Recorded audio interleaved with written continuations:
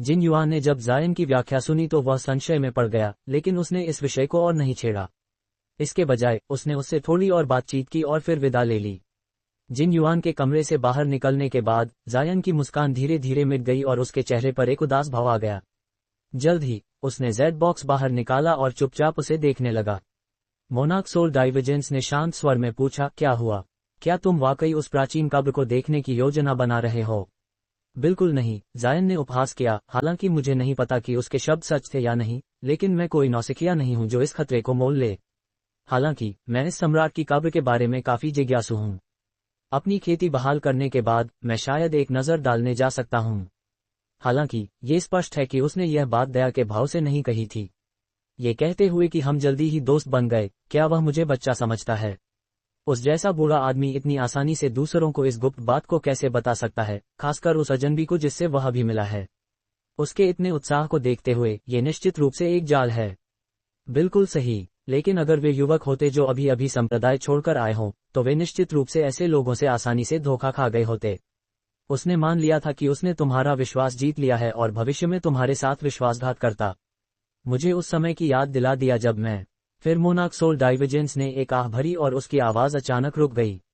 ओह, क्या वरिष्ठ को अतीत में ऐसे छल से धोखा दिया गया था? जायन ने मुस्कुराते हुए पूछा। मोनार्क सोल डाइवर्जेंस ने शर्म के मारे कई बार सिनकनी भरी। मैं भी एक समय युवा था। यह इतना अजीब नहीं है। ठीक है, ये जूनियर वरिष्ठ से उनके अतीत के शर्मनाक कार्यों के बारे में नहीं पूछेगा।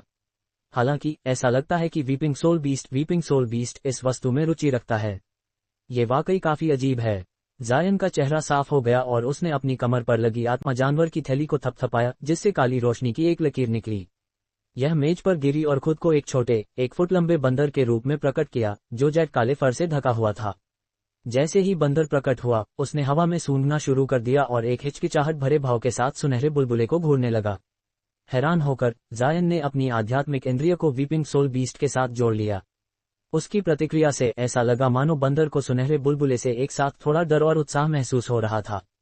क्या हो रहा है? जायन के ये समझने से पहले कि क्या हो रहा था, अचानक काली यिंग चीक ने वीपिंग सोल बीस्ट के शरीर को ढांप लिया और वह सिर के बल सुनहरे बुलबुले के अंदर घुस गया।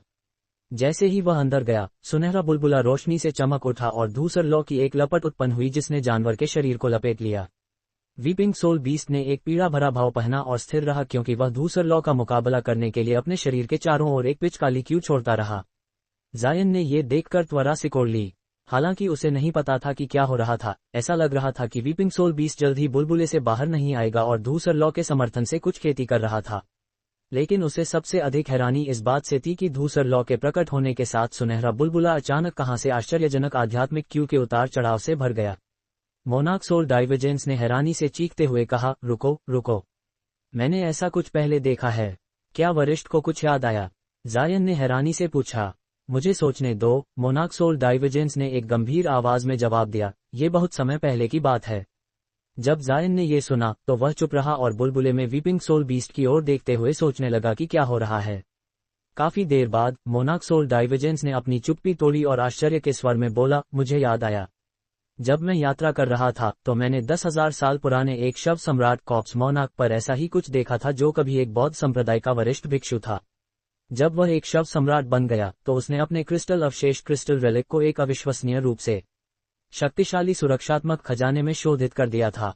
यह उसे उसके शरीर से बाहर निकालने के बाद थोड़े समय के लिए अजेय बना देता था। मैंने इसकी शक्ति के कारण काफी नुकसान उठाया था। हालांकि ये बहुत समय पहले की बात थी और सुरक्षात्मक बाधा चांदी रंग की थी। इसके अलावा इस प्रकार का खजाना शव सम्राट के शरीर के भीतर छिपा होना चाहिए। एक फाउंडेशन एस्टेब्लिशमेंट खेतीकार जैसे जिन युवान को ये कैसे मिला? तुम इसके गुलाम रहे। चूंकि यह इतना शक्तिशाली है, इसे एक बहुमूल्य खजाना माना जा सकता है। जायन ने चिंतित स्वर में पूछा, लेकिन इसे कैसे प्राप्त किया गया? इसे छोड़ दें। क्या आपको लगता है कि यह वीपिंग सोल बीस्ट के लिए कोई खतरा है? मोनार्क सोल डाइवर्जेंस ने बड़बड़ाते हुए कहा, तुमने अभी तक नहीं समझा। तुम्हारा आत्मा जानवर इस समय अवशेष में निहित शव लॉ कॉप्स फ्लेम्स को अवशोषित कर रहा है। न केवल तुम एक अजीबोगरीब हो, बल्कि तुम्हारे सभी आत्मा जानवर भी अद्भुत हैं। इसमें से एक भूत और आत्माओं को वश में करने में विशेषज्ञ है। मेरे जीवन के कई वर्षों में मैंने ऐसे जानवर के बारे में कभी नहीं सुना। शव लॉ को अवशोषित कर रहा है। जायन ने एक क्षण के लिए उसकी जांच की और पाया कि वीपिंग सोल बीस्ट की हिम क्यू धीरे धीरे धूसर लपटों का सेवन कर रही थी, जिससे उसे राहत मिली। मोनार्क सोल डाइवर्जेंस के शब्दों को याद करते हुए वह एक कड़वी मुस्कान बनाए बिना नहीं रह सका और बोला, सच कहूं तो इस जानवर ने अपनी मूल खेती विधि से काफी विचलन किया है और पहले ही कई बार विकास किया है। ये कहना मुश्किल है कि क्या यह अभी भी एक वीपिंग सोल बीस्ट है। ओह, तो यह एक आत्मा जानवर का वेरिएंट है। मुझे आश्चर्य था कि इसकी पीठ पर एक राक्षस भूत का डिजाइन क्यों था, और लपटों के हल्के धूसर रंग को देखते हुए ये निश्चित रूप से 10,000 साल से अधिक पुरानी शुद्ध शव लपटें हैं। सामान्य खेतीकार और आत्मा जानवर संपर्क में आते ही मर जाएंगे, लेकिन ये जानवर इसे खाने की हिम्मत करता है। छे, वाकई कितना असाधारण है। हालांकि ऐसा प्रतीत होता है कि खजाना अभी पूरी तरह से शोधित नहीं हुआ है और इसका कोई मालिक नहीं है, अन्यथा इसे बनाने वाले शव सम्राट द्वारा दूरी के बावजूद इसका पता लगा लिया जाता। यह अपने आप में काफी अजीब है। एक क्षण की चुप्पी के बाद जायन मुस्कुराया और बोला, इसने अभी तक किसी को मालिक नहीं माना है। उस स्थिति में वीपिंग सोल बीस्ट के शव लपटों को समाप्त करने के बाद मैंने मुफ्त में एक खजाना हासिल कर लिया होगा। छे, मुझे उम्मीद नहीं थी कि मैं एक बौद्ध तकनीक हासिल करने से पहले एक कीमती बौद्ध खजाना प्राप्त कर लूंगा। मैं वाकई अवशेष की बाधा रूप की शक्ति देखना चाहता हूँ। मोनार्क सोल डाइवर्जेंस ने एक आह भरी और समझाया, मुझे ये भी बताना होगा कि यह एकमात्र क्रिस्टल अवशेष नहीं है, बल्कि एक वज्र अवशेष वज्र रेलिक है। अधिकांश क्रिस्टल अवशेष सफेद होते हैं, कुछ अन्य रंगों के होते हैं। केवल सुनहरे अवशेषों को ही वज्र अवशेष का नाम दिया जाता है और ये शायद ही कभी देखे जाते हैं। आमतौर पर बौद्ध खेतीकार जो वज्र अवशेष का शोधन करते हैं, उन्हें संप्रदाय के वज्र संरक्षक की भूमि दी जाती है। यह अन्य संप्रदायों में प्रवर्तन एल्डर की उपाधि के बराबर की स्थिति है। जायन की आंखें चमकी और उसने पूछा, तो आपका मतलब है कि यह अवशेष आपके अतीत में मिले एक की तुलना में और भी अधिक मजबूत होना चाहिए? कुछ हिचकिचाहट के बाद मोनार्क सोल डाइवर्जेंस ने कुछ हद तक अनिश्चित स्वर में जवाब दिया, अन्य संप्रदायों में वज्र अवशेषों की शानदार प्रतिष्ठा को देखते हुए ऐसा ही होना चाहिए, लेकिन मुझे उनका परीक्षण करने का मौका कभी नहीं मिला, इसलिए कहना मुश्किल है। जायन मुस्कुराया और सोचा कि कुछ और पूछे, तभी सुनहरे बुलबुले में अचानक हिलचाल हुई और एक दाने के आकार का हरा प्रकाश का कण अचानक इसमें से बाहर निकला। चौंक कर उसने अपनी आध्यात्मिक इंद्रिय को उस पर केंद्रित किया।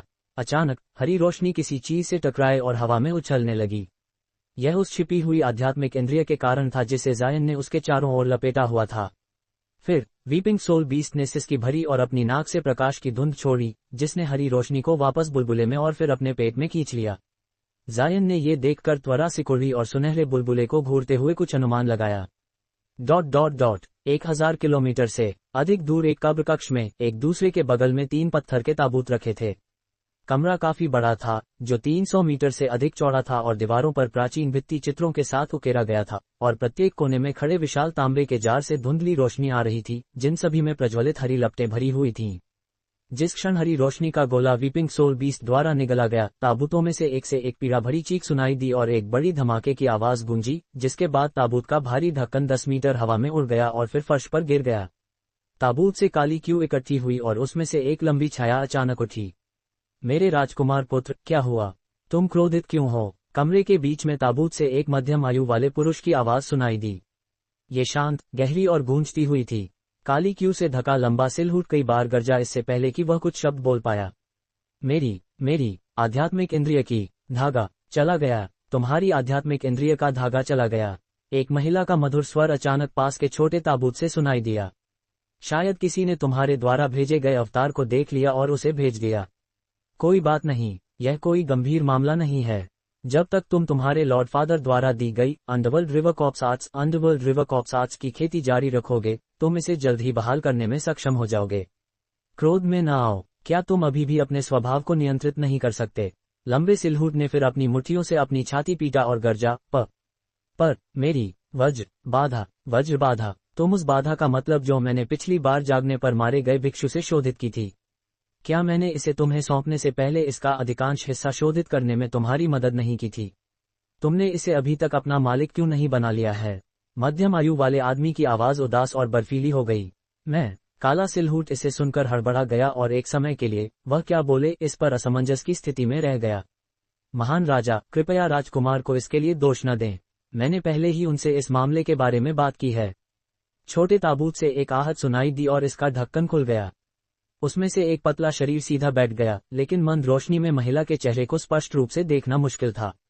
क्या हो रहा है? मध्यम आयु वाले आदमी की आवाज ने थोड़ा नर्म स्वर लिया, प्रिय उपपत्नी, मुझे समझाओ। वह वज्र बाधा एक बहुत ही कीमती खजाना था।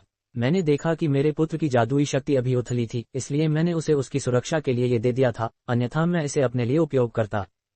उस महिला की आवाज हिचकिचाहट से भरी थी, इससे पहले कि उसने एक आह भरी और कहा, कई साल पहले जब आपकी महाराज नींद में थे, राजकुमार ने अपने अवतार को सतह पर भेजा था। खजाने को शोधित करने के लिए चंद्रमा की रोशनी की शक्ति आकर्षित करने का इरादा था। लेकिन जैसे ही वह मालिक मानने की रस्म करने वाला था, बाहर से नश्वरों का एक समूह अचानक घुस आया। चूंकि राजकुमार चंद्रमा की रोशनी की शक्ति को अवशोषित कर रहा था, महल के अधिकांश प्रतिबंध निष्क्रिय थे। परिणामस्वरूप खेतीकार राजकुमार के मुख्य कक्ष तक पहुंच गए। बेबस राजकुमार केवल समारोह को अस्थायी रूप से रोक सका और खेतीकारों को खत्म करने में मदद के लिए शव पुतलों कॉप्स पपट्स को सक्रिय किया।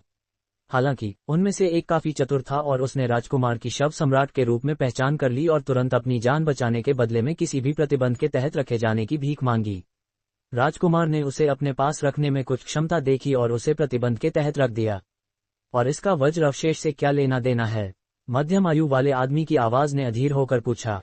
कृपया शांत रहें महाराज, महिला ने जल्दी से समझाया। मुद्दा यह है कि उस बूढ़े आदमी ने राजकुमार को एक विचार दिया। उस बूढ़े आदमी ने कहा कि वह बाहरी दुनिया के खेतीकारों की प्राथमिक आत्माओं प्राइमल सोल्स को आसानी से इकट्ठा करने में सक्षम होगा। हमें खुद उन्हें ढूंढने की मेहनत करने की जरूरत नहीं होगी। ओह, मुझे बताओ कि वह ऐसा कैसे करेगा? मध्यम आयु वाले आदमी की आवाज जिज्ञासा से भर गई। ये काफी सरल है। उस व्यक्ति ने उल्लेख किया कि राजकुमार को उसे एक दुर्लभ विचित्र खजाना सौंपना चाहिए और उसके अंदर आध्यात्मिक इंद्रिय का एक धागा छिपाना चाहिए। इसके बाद वह उस वस्तु को आवारा खेतीकारों को बेचेगा और उन्हें राजकुमार की कब्र खोजने के लिए प्रेरित करेगा। स्वाभाविक रूप से यह उन्हें अपने ही विनाश की ओर ले जाएगा, लेकिन अगर वे कब्र पर नहीं जाते तो राजकुमार का आध्यात्मिक इंद्रिय का धागा खजाने पर छिपे प्रतिबंधों को सक्रिय करने का अवसर ढूंढेगा, उस व्यक्ति को मार देगा जो इसे पकड़े हुए है और उनकी आत्मा को खजाने में कैद करने से पहले कब्र में वापस लाया जाएगा। हालांकि खजाना शायद ही कभी देखा गया हो और हमें राजकुमार के आध्यात्मिक इंद्रिय के धागे या इसमें निहित शवलों के किसी भी निशान को पूरी तरह से छुपाना होगा, अन्यथा ये सब व्यर्थ होगा। मध्यम आयु वाले आदमी ने ठंडेपन से बीच में बोलते हुए कहा, इसे जारी रखने की जरूरत नहीं है। निश्चित रूप से राजकुमार ने इस बूढ़े आदमी को खजाने को शोधित करने से पहले वज्र अवशेष सौंप दिया था ताकि वह राजकुमार को मालिक माने। ये केवल अवशेष की बौद्ध प्रकृति के कारण ही था कि राजकुमार शव क्यू को छिपाने में सक्षम था। बिल्कुल सही, ये वाकई वैसा ही है जैसा महाराज सोच रहे हैं।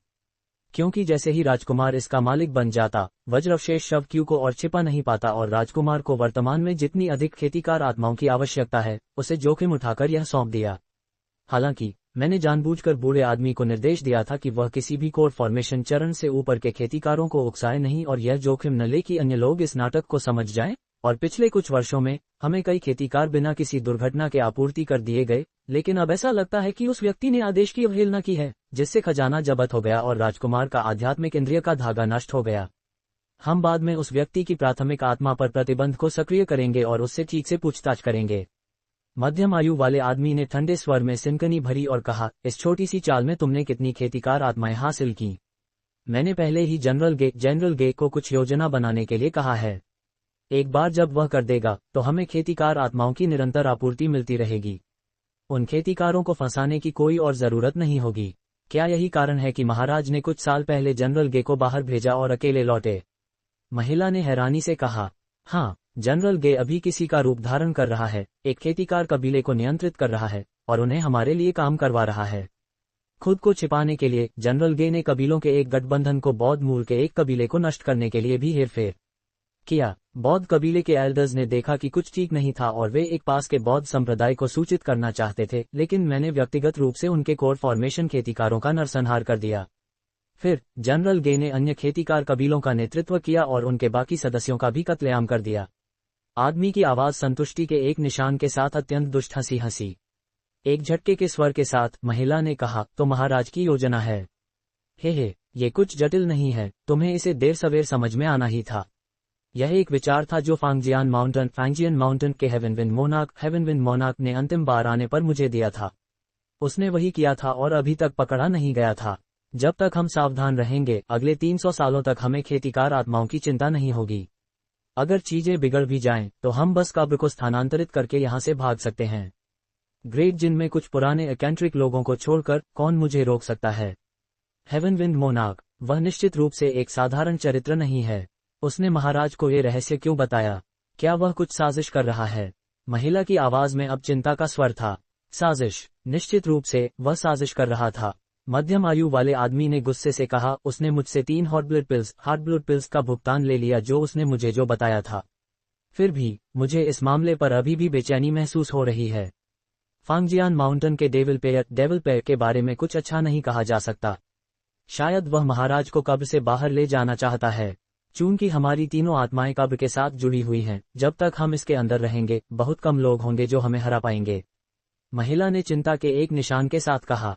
मध्यम आयु वाले आदमी की आवाज एक क्षण के लिए रुकी और फिर उसने गंभीर स्वर में कहा, प्रिय उपपत्नी, तुम्हारे शब्द उचित हैं और मैं इसे रोकने के लिए कार्रवाई करूंगा।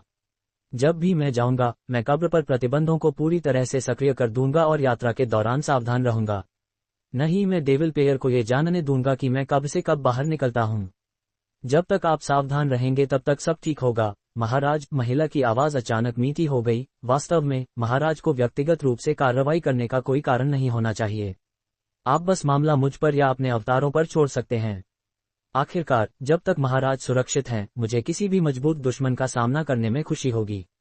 हे, तुम्हें शायद यह नहीं पता, लेकिन इस योजना को काम में लाने के लिए मुझे गुवाननिंग प्रीफेक्चर के सभी कुलीन कबीलों को अपने नियंत्रण में लेने की आवश्यकता है। मध्यम आयु वाले आदमी ने महिला को धैर्यपूर्वक समझाया। पिछली बार जब मैं बाहर गया था तो मुझे उस एक्सेंट्रिक कॉन्ग से बिना उसके शरीर को नुकसान पहुंचाए निपटना पड़ा। इस तरह मैं हल्के रूप से घायल हो गया और खुद को और शामिल नहीं किया। और जबकि अन्य 2 कुलीन कबीलों में कोई नेसेंट सोल खेतीकार नहीं थे, वे असाधारण पृष्ठभूमि से आए थे। उनके पास कई दुर्लभ खजाने हैं जो हम जैसे विधर्मियों के खिलाफ प्रभावी हैं। मेरा अनुमान है कि दोनों कबीले उनके मूल संप्रदायों द्वारा मुझ पर नजर रखने के प्रयास में स्थापित किए गए थे, लेकिन चूंकि मैं 1000 साल से अधिक समय तक सुस्त रहा, वे मुझे भूल गए और अब मैं उन सभी का एक साथ निपटा सकता हूं।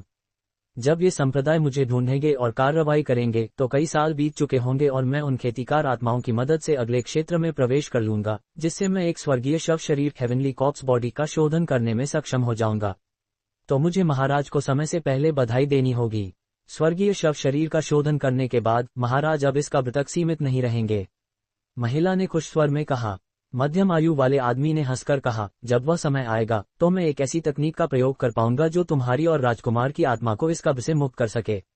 महाराज, आपको ये भी याद रखना होगा कि हमें वह वज्र अवशेष अभी भी ढूंढना है, महिला ने याद दिलाया। यह एक मूल्यवान खजाना है जो आपको थोड़े समय के लिए अजेय बनाने में सक्षम होगा। मत भूलिए कि उस पुराने भिक्षु ने अपना क्रिस्टल अवशेष जारी किया था, तो आपको उस भिक्षु को मारने के लिए 3 दिन तक शव अग्नि का सामना करना पड़ा था अवशेष की सुनहरी रोशनी को समाप्त करने में। अब जबकि अवशेष को एक वज्र बाधा में बदल दिया गया है, मुझे डर है कि इसकी शक्ति और भी अधिक होगी। प्रिय उपपत्नी, क्या तुम भ्रमित हो? वज्र बाधा कुछ ऐसा है जिसे केवल 10,000 साल की आयु के शव सम्राट ही शोधित कर सकते हैं। मानव खेतीकारों के लिए यह संभव नहीं है, और मेरे अलावा एकमात्र अन्य 10,000 साल पुराना शव सम्राट माइरियर डेमन वैली का प्राइमेवल कॉप्स जोंग है। मानव खेतीकार वहां जाने की हिम्मत नहीं करेंगे जब तक मिरियड डेमन फ्लैग घाटी में मौजूद है। मुझे डर है कि बड़े नेक और दुष्ट संप्रदायों में से कोई भी इसके पास जाने की हिम्मत नहीं करेगा। मध्यम आयु वाले आदमी ने उपहास किया। ये सच है, हालांकि वह दुर्लभ खजाना हमारे लिए अत्यंत उपयुक्त है। जब ये स्पष्ट हो जाए कि इस खजाने को किसने हासिल किया है, तो चलो आदमी भेजकर इसे वापस ले आएं। महिला ने उदास स्वर में कहा।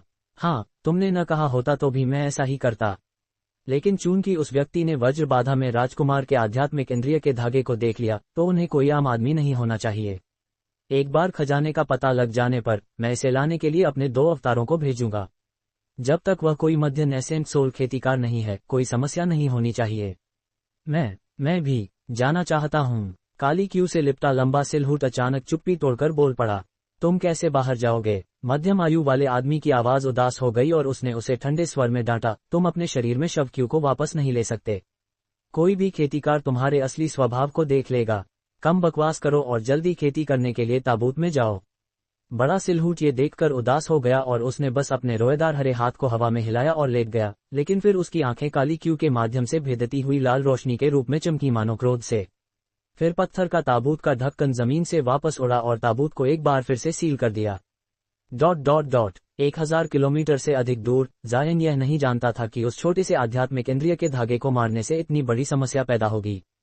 वह वर्तमान में सुनहरे बुलबुले के अंदर वीपिंग सोल बीस्ट को घूर रहा था क्योंकि उसका भाव बदल रहा था। और उसी समय जब जिन युआन अपने कमरे में लौटा, उसका पूरा शरीर धूसर लपटों में जल उठा और तुरंत ही राख में बदलकर हवा में उड़ गया। उसकी प्राथमिक आत्मा लपटों के अंदर सुरक्षित रही, लेकिन स्पष्ट रूप से वह आतंक से ग्रस्त थी। जल्द ही उसे महसूस हुआ मानो उसे कुछ खींच रहा था, और उसकी प्राथमिक आत्मा धूसर लपटों की एक गेंद में लिपट गई, इससे पहले कि वह अपने कमरे की आधी खुली खिड़की से होकर निकल गई और पूरी तरह से बिना किसी निशान के गायब हो गई। हिडन फॉर्चून रूम के अंदर काफी देर तक रहने के बाद जायन ने अंततः वीपिंग सोल बीस्ट को सुनहरे बुलबुले के साथ अपने भंडार पाउच में रखने का फैसला किया। फिर वह बाहर निकला और हिडन फॉर्चून रूम को वापस अपने मूल आकार में सिकोड़ लिया। मुख्य हॉल में लौटने के बाद उसने कमरा उस मध्यम आयु वाली महिला को वापस कर दिया और फिर प्लाजा की ओर चल पड़ा। उस समय दोपहर हो चुका था और पहले की तुलना में खेतीकारों की संख्या लगभग आधी रह गई थी। वे सभी नीलामी में भाग लेने के लिए एक अजीब पत्थर की इमारत की ओर जा रहे थे। बिना दूसरा विचार किए वह उनसे जुड़ने के लिए आगे बढ़ गया। नीलामी के प्रवेश द्वार पर खड़े एक सफेद वस्त्रधारक खेतीकार ने जायन को देखा और उसे सलाम करते हुए अभिवादन किया। साथी दाओ, बहुत अधिक बेकार दर्शकों को रोकने के लिए हम नीलामी में भाग लेने के लिए 3 आत्मा पत्थर वसूलते हैं। जायन मुस्कुराया और चुपचाप अपने भंडार पाउच पर हाथ रखकर 3 आत्मा पत्थर सफेद वस्त्रधारक खेतीकार को सौंप दिए। खेतीकार ने भी मुस्कुराकर जवाब दिया और उसे हथेली के आकार की एक जेड प्लेट दी जिससे वह प्रवेश कर सके। जायन ने इमारत के प्रवेश द्वार से गुजरते समय जेड प्लेट पर एक नजर डाली और देखा कि उस पर चांदी के अक्षरों में 243 अंकित था। इसके अलावा इसमें कोई और उल्लेखनीय बात नहीं थी। 60 मीटर लंबे गलियारे से गुजरने के बाद उसे सफेद रोशनी से चमकते हुए दरवाजे की रक्षा करने वाले 4 खेतीकार मिले। जब उन्होंने जायन को आते देखा तो उन सभी ने भावशून्य चेहरों से चुपचाप उसकी जांच की। जायन ने उन्हें नजरअंदाज कर दिया और उनके पार निकल गया, फाटक खोलकर मुख्य हॉल में प्रवेश किया। फिर उसने एक जोरदार पुरुष की आवाज सुनी, 500 साल पुराना फीनिक्स टेल फ्लावर, 790 आत्मा पत्थर। क्या कोई और अधिक बोली लगाना चाहता है? नहीं, तो यह आध्यात्मिक जड़ी बूटी साथी दाओ 130 को मिली। एक क्षण बाद कृपया पीछे जाएं और जड़ी बूटी के लिए आत्मा पत्थर का भुगतान करें। जायन ने हॉल में 200 से अधिक लोगों को बैठे हुए स्पष्ट रूप से देखा। उनमें से प्रत्येक एक मेज के सामने बैठा था और उसके ऊपर अपनी जेड प्लेट रखी हुई थी जिस पर चमकते हुए चांदी के नंबर स्पष्ट रूप से दिखाई दे रहे थे। पत्थर के हॉल के सामने एक प्रभावशाली रूप वाला नीले वस्त्रधारक मध्यम आयु का आदमी था। जैसा कि वह बोल रहा था, वह एक जेड बॉक्स पकड़े हुए था जिसके अंदर एक चमकदार बैंगनी फूल था। इस जड़ी बूटी को खरीदने वाला व्यक्ति एक मोटा बूढ़ा आदमी था। जब उसने मध्यम आयु वाले आदमी को जीती हुई बोली को सत्यापित करते देखा तो वह खुशी के भाव के साथ खड़ा हो गया और उसे प्राप्त करने के लिए बेताब होकर पार्श्व दरवाजे की ओर चला गया। जायन ने उदासीनता से दृश्य को देखा और पास में एक खाली सीट की ओर चला गया। वह शुद्ध सफेद पत्थर से बनी एक कुर्सी पर बैठ गया। इसकी जेड जैसी उपस्थिति और इसकी गर्म संवेदना ने जायन की थोड़ी रुचि जगाई। जायन ने एक क्षण के लिए सोचा, अपनी स्मृति में पत्थर की सामग्रियों को याद करते हुए केवल यह पाया कि उसने इस सामग्री को पहले कभी नहीं देखा था। हैरानी से उसके होंठ मुड़ गए। साथी दाओ, क्या यह आपका पहली बार है जब आप वॉर्मस्टोन देख रहे हैं? उसने अचानक एक महिला की आवाज सुनी जिसमें हल्की हंसी थी। वॉर्मस्टोन। उसने अपना सिर एक तरफ मुड़ाया और 2 युवा महिला खेतीकारों को देखा जो एक दूसरे से बहुत मिलती जुलती थीं। वे बहनें हो सकती थीं। उनमें से एक पीले कपड़े पहने थी और दूसरी हरे कपड़े में थी, लेकिन दोनों निस्संदेह उत्कृष्ट सुंदरियां थीं। जो बोली थी वह उनमें से करीब वाली थी और हरे कपड़े पहने थी। उसे जायन को मेज छूते हुए देखकर मजाक लग रहा था। छोटी बहन, बेवकूफी मत बोलो, पीले कपड़े पहनी महिला ने जल्दी से कहा। साथी दाओ, कृपया अपराध मत माने। मेरी छोटी चचेरी बहन अभी अभी कबीले से बाहर आई है और उसकी बातें अभी भी जल्दबाजी वाली हैं। मुझे आशा है कि आप उसे माफ करेंगे। छोटी चचेरी बहन, क्या वे खून की बहनें नहीं हैं? जायन ने हैरानी से सोचा, लेकिन इतनी कम उम्र में दोनों का फाउंडेशन एस्टेब्लिशमेंट चरण तक पहुंचना स्पष्ट था कि उनकी असाधारण प्रतिभाएं थीं। इस विचार के साथ वह मुस्कुराया और बेपरवाही से बोला, ये ठीक है। मैंने वॉर्मस्टोन के बारे में केवल सुना है, लेकिन ये पहली बार है जब मैं इसे देख रहा हूं। क्या साथी दाओ इस वस्तु के बारे में विस्तार से जानती हैं? यह कोई आम सामग्री नहीं हो सकती, अन्यथा मैंने इसे पहले सुना होता, भले ही मैंने इतने समय तक जंगल में खेती की हो। वॉर्मस्टोन वॉर्म जेड नामक सामग्री से पूरी तरह अलग है, पीले कपड़े पहनी महिला ने मुस्कुराते हुए समझाया। यह अजीब नहीं है कि साथी दाओ इसके बारे में नहीं जानते, क्योंकि यह अन्य जगहों पर शायद ही मिलने वाली सामग्री है। ये केवल यहाँ मौजूद है क्योंकि यह स्नोमाउंट माउंटेन की विशेषता है। लेकिन छूने पर गर्म होने और असाधारण रूप से सफेद होने के अलावा इसमें कोई और उल्लेखनीय बात नहीं है। लेकिन जरूर यह नश्वर दुनिया में पाई जाने वाली आम जेड की तुलना में कहीं अधिक मूल्यवान है। तो ऐसा था। आपके स्पष्टीकरण के लिए बहुत बहुत धन्यवाद। जायन ने समझदारी से सिर हिलाया और फिर उसका भाव साफ हो गया क्योंकि वह उस मध्यम आयु वाले आदमी की ओर देखने लगा जो एक उच्च श्रेणी के जादुई औजार की नीलामी कर रहा था। उसके कार्यों के कारण हरे कपड़े पहनी महिला ने अपनी आंखें सिकोड़ ली और अपने होंठ मोड़ लिए, जिससे तिरस्कार का भाव प्रकट हुआ। जैसे ही वह कुछ और कहने वाली थी, उसकी बड़ी चचेरी बहन ने उसे कड़ी नजर से देखा, जिससे वह चुप हो गई। जायन ने इस पूरी बात को पूरी तरह से नजरअंदाज कर दिया और शांति से नीलामी हो रहे जादुई औजारों और आध्यात्मिक जड़ी बूटियों को देख रहा था। हालांकि यह नीलामी कुछ हद तक कमी के साथ थी, ये देखते हुए कि यह स्थानीय कबीलों द्वारा आयोजित की जा रही थी, उसने इस पर विशेष ध्यान दिया क्योंकि ग्रेट जिन और स्वर्गीय दक्षिण के बीच कीमतों में बहुत बड़ा अंतर था। ये तब की तैयारी होगी जब वह दुर्लभ सामग्रियों की खोज करेगा। कुछ शांत निरीक्षण के बाद उसने इस निष्कर्ष पर पहुंचा कि चाहे वे आध्यात्मिक जड़ी बूटियां हो या जादुई औजार, वे स्वर्गीय दक्षिण की तुलना में काफी महंगी थीं। दुर्लभ वस्तुएं विशेष रूप से महंगी थीं। उसे यह एहसास हुआ कि हालांकि ग्रेट जिन स्वर्गीय दक्षिण से 10 गुना बड़ा था, लेकिन अपनी पूर्ण विरासतों के कारण ये खेतीकारों की एक बहुत बड़ी संख्या को आकर्षित करता था। इसके परिणामस्वरूप स्वर्गीय दक्षिण की तुलना में जादुई औजारों और दवाइयों की गंभीर कमी थी। इसके विपरीत ये भी कहा जा सकता है कि ग्रेट जिन संसाधनों से भरपूर था और कई ऐसी दुर्लभ सामग्रियां थीं जो स्वर्गीय दक्षिण और स्कैटर्ड स्टार सीज में कभी नहीं देखी जाएंगी। अकेली इस नीलामी में कुछ दवाइयां और औजार सामग्रियां थीं जिन्हें वह नहीं जानता था। इससे जायन को बहुत खुशी हुई। ऐसा लग रहा था कि अगर वह ग्रेट जिन के कई उच्च श्रेणी के बाजार शहरों का दौरा करे तो उसे आवश्यक कुछ दुर्लभ सामग्रियां हासिल करने की संभावना थी। जैसे ही उसने ये सोचा, मंच पर नीले वस्त्रधारक मध्यम आयु वाले आदमी ने अगली वस्तु लाने के लिए आवाज लगाई। एक ट्रे जिस पर 3 गहरे लाल रत्न थे। ये रत्न एक प्रज्वलित लौ के समान टिमटिमाती रोशनी के साथ चमक रहे थे। ये काफी आकर्षक था। 3 फायरस्मेल्ट क्रिस्टल्स। मध्यम आयु वाले आदमी ने मुस्कुराते हुए घोषणा की, अग्नि गुण वाले उच्च श्रेणी के जादुई औजारों को परिष्कृत करने के लिए एक आदर्श सामग्री। साथ ही दाव बोली अब 500 आत्मा पत्थर से शुरू होगी। जायन ने उन पर एक आड़ी नजर डाली और अपनी नजर हटाने ही वाला था, लेकिन तभी क्रिस्टल ने उसकी नजर पकड़ ली और वह चीख पड़ा। मोनाक सोल डाइवर्जेंस की आवाज उसके दिमाग के पीछे से आलस्य से गूंजी, युवक जायन, तुम्हारी प्रतिक्रिया से ऐसा लग रहा है कि उन रत्नों ने तुम्हारा ध्यान आकर्षित कर लिया है। रत्न, ऐसा लगता है कि कभी कभी वरिष्ठ भी गलत हो सकते हैं। जायन ने मुस्कुराते हुए आवाज संचरण भेजा और 600 आत्मा पत्थर की बोली लगाए। क्या इन रत्नों में कुछ खास नहीं है? हालांकि मेरी खेती चली गई है, लेकिन मेरी आध्यात्मिक इंद्रिया अभी बनी हुई है। मुझे विश्वास नहीं हो रहा कि मैं गलत हूँ। मोनाक सोल डाइवर्जेंस ने संदिग्ध स्वर में कहा। एक अजीब आवाज के साथ जायन ने जवाब दिया, मेरा अनुभव अभी कम हो सकता है, लेकिन मैं ये कहने की हिम्मत करूंगा कि इस दुनिया में बहुत कम लोग होंगे जिनके पास राक्षस जानवर के कोर्ट डेमन बीस्ट कॉज के बारे में मुझसे अधिक अनुभव हो। इसका राक्षस कोर से कोई संबंध है? जायन की आवाज में आत्मविश्वास सुनकर मोनाक सोल डाइवर्जेंस दंग रह गया। अगर उसने उसके साथ कई साल न बिताए होते तो वह मान गया होता कि जायन कंफ्यूज हो गया है। एक क्षण की चुप्पी के बाद मोनाक सोल डाइवर्जेंस ने जारी रखा, चूंकि तुम्हें विश्वास है तो इसके पीछे कोई तर्क होगा, लेकिन मैं खुद को यह विश्वास नहीं दिला पा रहा कि उन फायरस्मेल्ट क्रिस्टल में कुछ अजीब है, जब तक कि मेरे पास सबूत न हो। कहने की जरूरत नहीं, मैं अकेला नहीं हूं जिसने रत्नों में कुछ भी अजीब नहीं देखा। यहाँ तक कि नीलामी के मूल्यांकनकर्ताओं ने भी उनमें कुछ भी असाधारण नहीं पाया और वे दुर्लभ वस्तुओं से निपटने में बहुत अनुभवी हैं। मोनाक सोल डाइवर्जेंस के संदेह के शब्दों को सुनकर जायन मुस्कुराया और उसने एक उच्च बोली की घोषणा की, प्रतिस्पर्धी बोलीदाताओं को पीछे हटने पर मजबूर कर दिया। रत्नों के उच्च कीमत पर बिकने से खुश मध्यम आयु वाले आदमी ने जायन की जेड प्लेट पर नंबर पर एक नजर डाला और जोर से चिल्लाया, 800 आत्मा पत्थर, 3 फायरस्मेल्ट क्रिस्टल, साथ ही दाव 243 को मिले। कृपया वस्तु के भुगतान के लिए हॉल के पीछे जाएं। जब जायन ने ये सुना तो उसने अपनी जेड प्लेट ली और साइड हॉल की ओर चला गया। वहां एक सफेद वस्त्रधारक क्यू कंडेंसेशन खेतीकार उसका इंतजार कर रहा था। जब उसने जायन को आते देखा तो उसने तुरंत जायन को रियर हॉल में एक छोटे प्रतीक्षा कक्ष में ले गया। एक क्षण बाद एक नौकरानी ने उसे चाय का कप लाकर दिया और फिर चली गई।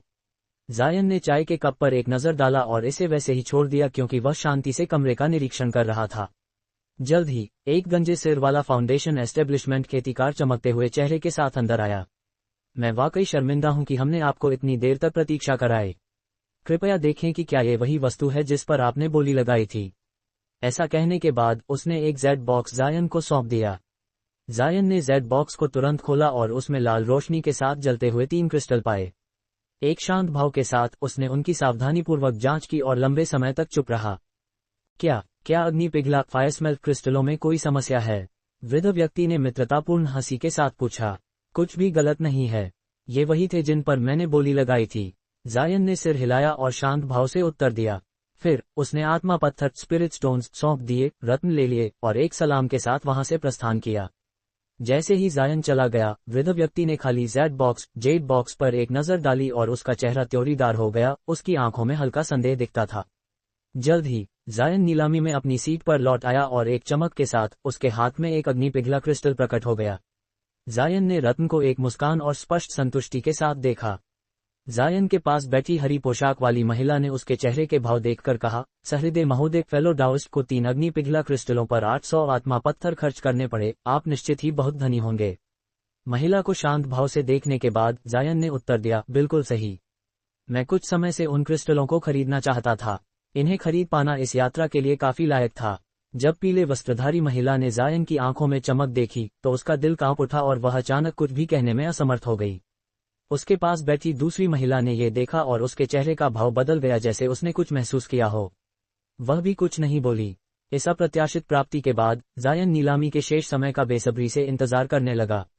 लेकिन उसी क्षण महारक्षक विचलित आत्मा मोनार्क सोल डाइवर्जेंस ने पूछ ही लिया, बच्चा जायन, उन अग्नि पिघला क्रिस्टलों का राक्षस कोर्ट डेमन कॉज से क्या लेना देना है? तुम मुझे थोड़ा समझाओगे? वरिष्ठ को पहले ही अंदाजा लगा लेना चाहिए था, जायन ने शांत भाव से जवाब दिया। उनमें से एक अग्नि पिघला क्रिस्टल वास्तव में 7वीं श्रेणी का राक्षस कोर है, लेकिन अनगिनत वर्षों के बीतने के बाद इसका शरीर पूरी तरह से क्रिस्टल में बदल गया है। अब यह अग्नि पिघला क्रिस्टल से अलग दिखता नहीं है। अत्यंत शक्तिशाली आध्यात्मिक ज्ञान स्पिरिचुअल सेंस वाले भी इस अंतर को नहीं देख सकते। 7वीं श्रेणी का राक्षस कोर, चूंकि इसे आध्यात्मिक ज्ञान या बाहरी रूप से नहीं पहचाना जा सकता, तो तुम इसे कैसे पहचान पाए? महारक्षक विचलित आत्मा को ज्यादा झटका नहीं लगा, लेकिन फिर भी उसे कुछ संदेह था। हे, इसका मेरे शरीर पर मौजूद अभिशप्त ऊर्जा बेलफुल चीज से संबंध है, जायन ने शांति से समझाया। अतीत में मैंने हजारों की संख्या में उच्च श्रेणी के राक्षस जानवरों को व्यक्तिगत रूप से मारा था, जिसके परिणामस्वरूप मेरे शरीर पर घनी अभिशप्त ऊर्जा जम गई।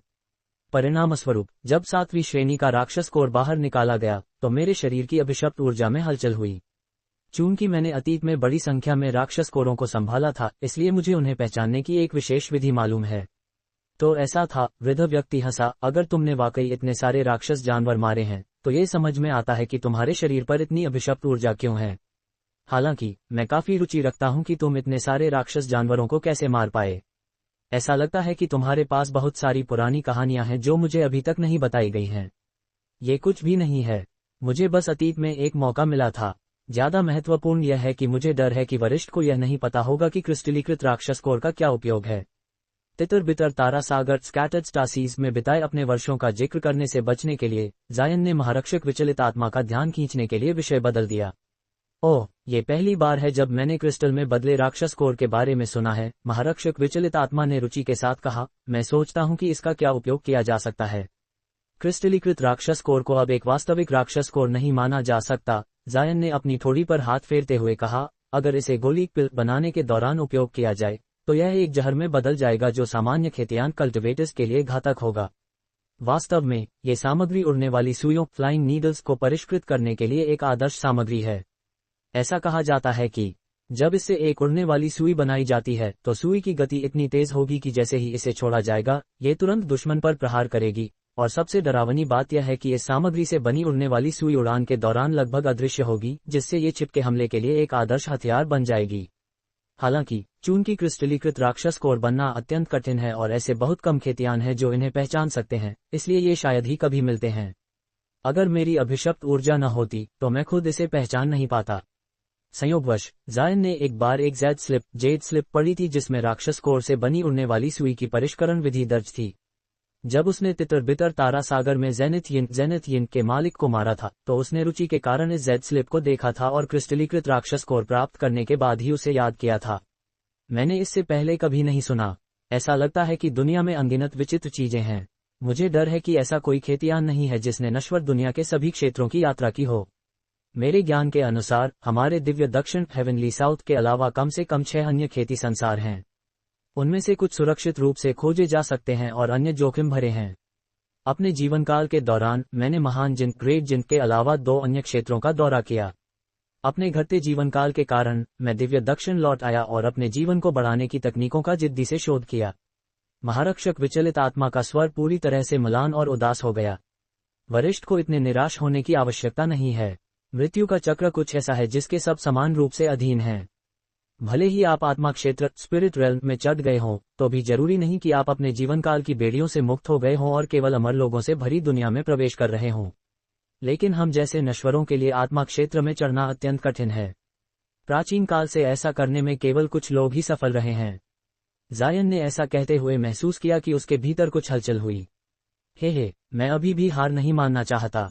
मैं हमेशा से मानता रहा हूं कि खेती की अभियोग्यता और बुद्धि के मामले में मैं निस्संदेह दुनिया में सबसे अच्छा हूं, लेकिन अंत में मेरी आत्मा एक कठपुतली शरीर में फंस गई और मैंने केवल अपनी मृत्यु को धीमा कर दिया।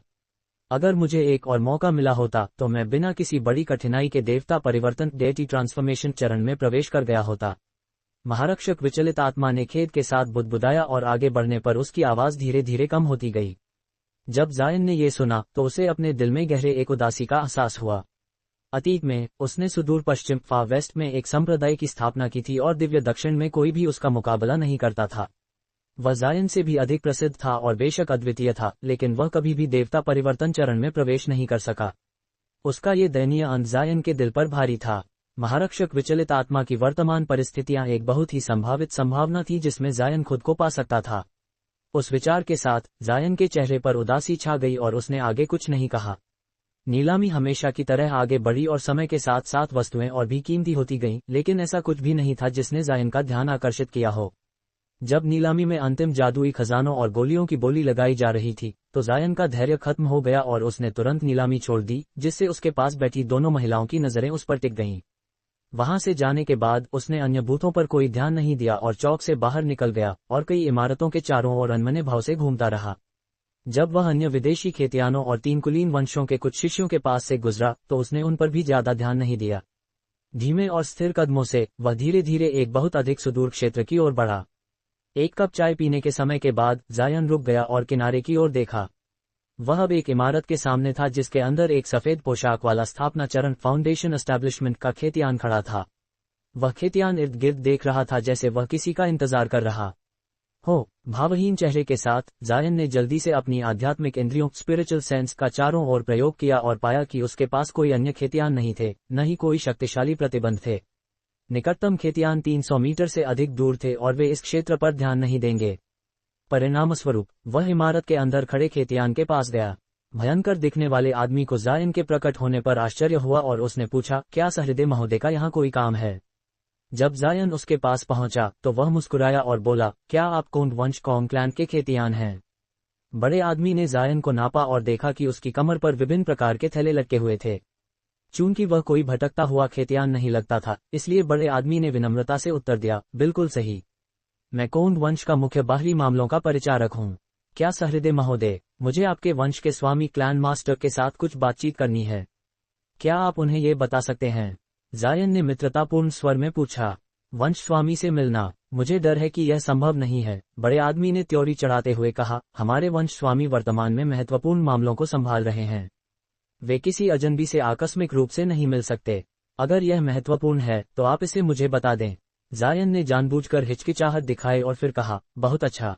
जैसे ही मैं नीलामी हॉल से बाहर आया, मुझे पता चला कि एक वस्तु में कोई समस्या थी। मैं इसके बारे में आपके वंश स्वामी से बात करना चाहता था। नीलामी हॉल? आपकी वस्तु में कुछ गलत है। बड़े आदमी के चेहरे पर अचानक स्तंभन हो गया और उसने कहा, अगर ऐसा है तो आपको यह मामला नीलामी हॉल में मौजूद सहृदय महोदयों के साथ उठाना चाहिए। यह ऐसा कुछ नहीं है जिसे नीलामी हॉल हल कर सके। जब मैं आपको वस्तु दिखाऊंगा तो आप समझ जाएंगे। जायन ने एक आह भरी और फिर उसने अपनी कमर पर लगे एक थैले को छुआ। जब बड़े आदमी ने जायन की कार्रवाई देखी तो उसके कई वर्षों के अनुभव ने उसे अनजाने में अपनी हथेली कमर पर रखने के लिए मजबूर कर दिया। लेकिन जब जायन ने अपना हाथ पलटा तो उसने एक चमकता हुआ लाल रत्न निकाला और उसे बड़े आदमी को थमा दिया। बड़े आदमी के संदेह गायब हो गए और उसका शरीर आराम से ढीला पड़ गया। एक परेशान स्वर में उसने कहा, क्या यह अग्नि पिघला रत्न नहीं है? आपको इसके लिए वंश स्वामी से मिलने की क्या जरूरत है? जैसे ही उसने बात कही और रत्न लेने के लिए हाथ बढ़ाया, पत्थर से अचानक नीली लौ की एक किरण निकली। इतनी कम दूरी पर बड़े आदमी ने बच नहीं पाया और जैसे ही वह चीखने वाला था, उसका सिर जम गया और उसके शरीर में एक सर्दी दौड़ गई। अगले ही पल उसका शरीर बर्फ की एक परत में सील हो गया और वह थोड़ा भी हिल नहीं सका। जायन ने अपनी आस्तीन से नीली रोशनी की एक लहर फैलाई, जिसने जमे हुए आदमी को उसमें लपेट लिया और उसे इमारत के गहरे हिस्से में ले गया। फिर वह एक धब्बे की तरह इमारत के अंदर प्रवेश कर गया। जायन ने उस दीर्घकाया पुरुष को इमारत के एक साधारण कमरे में लाया और उसे फर्श पर लिटा दिया। उसका शरीर नीली बर्फ से ढका हुआ था और उसकी आंखें डर से फटी हुई थीं। जायन ने अपने हाथ के इशारे से अपनी उंगलियों के बीच एक चांदी की सुई बुलाई और झुककर जल्दी जल्दी उस सुई को उस दीर्घकाया पुरुष के सिर में कई बार भोंक दिया। इसके परिणामस्वरूप वह आदमी कांप उठा और पूरी तरह से ढीला पड़ गया। जायन ने एक हाथ का मुद्रा बनाया और धीरे से एक मंत्र का उच्चारण किया, इससे पहले कि वह उस आदमी के शरीर पर कई जादुई मुद्राओं स्पेल सील्स से प्रहार करता। आदमी के शरीर से बर्फ तुरंत गायब हो गई और वह खाली नजरों से बैठ गया और सख्ती से अपनी टांगें मोड़कर एक कठपुतली की तरह बेकार खड़ा रहने लगा। अपने चेहरे को नीली रोशनी से ढांककर जायन ने अपनी आस्तीन लहराए और अपने चारों ओर विभिन्न रंगों के कई जादुई ध्वज स्पेल फ्लैग्स छोड़े। उन्होंने दोनों को घेर लिया, जिससे एक ऊर्जा छिपाने वाला जादुई गठन ची कंसीलिंग स्पेल फॉर्मेशन बन गया। गठन को सक्रिय करने के बाद उसका शरीर धुंधला गया और वह उस दीर्घकाया पुरुष के पीछे फिर से प्रकट हुआ। उसने अपना हाथ उठाया और दीर्घकाया पुरुष के सिर के शीर्ष पर दबाया। उसी क्षण जायन के शरीर से चमकदार रोशनी निकली और उसने उस आदमी को ढांक लिया। तुम्हारा नाम क्या है और कौन वंश में तुम्हारा पद क्या है? जायन की ठंडी और भावहीन आवाज उस रोशनी से गूंजी। दीर्घकाया पुरुष ने उदासीन भाव से उत्तर दिया, मैं कोंड दो हूँ। मैं बाहरी मामलों का प्रमुख हूँ। कोंड वंश ने बाज बादल गांव फॉल्कन क्लाउड विलेज पर कब से कब्जा किया है? मूल निवासी कहाँ गए? 7 साल पहले मूल निवासियों को स्नोराइवर नाम के एक कस्बे में स्थानांतरित कर दिया गया था। कोंड वंश की महासभा ग्रैंड असेंबली का उद्देश्य क्या है? वह है। कई सवालों के बाद जायन को उस जानकारी का अधिकांश हिस्सा मिल गया जो वह चाहता था। अंत में उसने उस आदमी के सिर से अपना हाथ हटा लिया और वह आदमी तुरंत जमीन पर गिर पड़ा। जायन ने फिर एक दवा की गोली मेडिसिन पिल निकाली और उसे निगलने के लिए मजबूर किया, इससे पहले कि वह चांदी की सुई से आदमी के शरीर के सभी दबाव बिंदुओं एक्यूपॉइंट्स पर प्रहार करे। थोड़ी देर बाद जायन खड़ा हुआ और बुदबुदाया, चिंता मुक्त सुई वरी फ्री नीडल के साथ उसकी हाल की यादें सील हो जानी चाहिए। वह तुरंत कोई परेशानी नहीं खड़ी करेगा। ये दुर्भाग्यपूर्ण है कि मेरी कमी होने के कारण मैं स्वप्न विदारक तकनीक ड्रीमटियर टेक्निक का उपयोग नहीं कर सकता और खुद को इस सारी परेशानी से बचा सकता। जायन ने अपना हाथ हिलाया और फिर जादुई ध्वजों को वापस लेकर इमारत से बाहर चला गया। इसके बाद वह सीधे गांव के निकास की ओर चल पड़ा, क्योंकि उसने महासभा में और भाग लेने में पूरी तरह से अपनी रुचि खो दी थी। काफी कुछ खेतियान कल्टिवेटर्स पहले ही जा चुके थे। परिणामस्वरूप जायन ने प्रवेश द्वार पर गार्डों का ध्यान अपनी ओर आकर्षित नहीं किया। नीली रोशनी की एक लकीर के साथ वह उस छोटे कस्बे की ओर चला गया जिसका उस दीर्घकाया पुरुष ने जिक्र किया था। वह छोटा कस्बा स्नोमाउंट पहाड़ियों स्नोमाउंट माउंटेन्स से बहुत दूर नहीं था। जल्द ही उसने क्षितिज पर स्नोरिवर कस्बे को धुंधले रूप में देखा। ये बाज बादल गांव से लगभग 4 गुना बड़ा था, लेकिन फिर भी यह मुश्किल से एक कस्बे के योग्य था।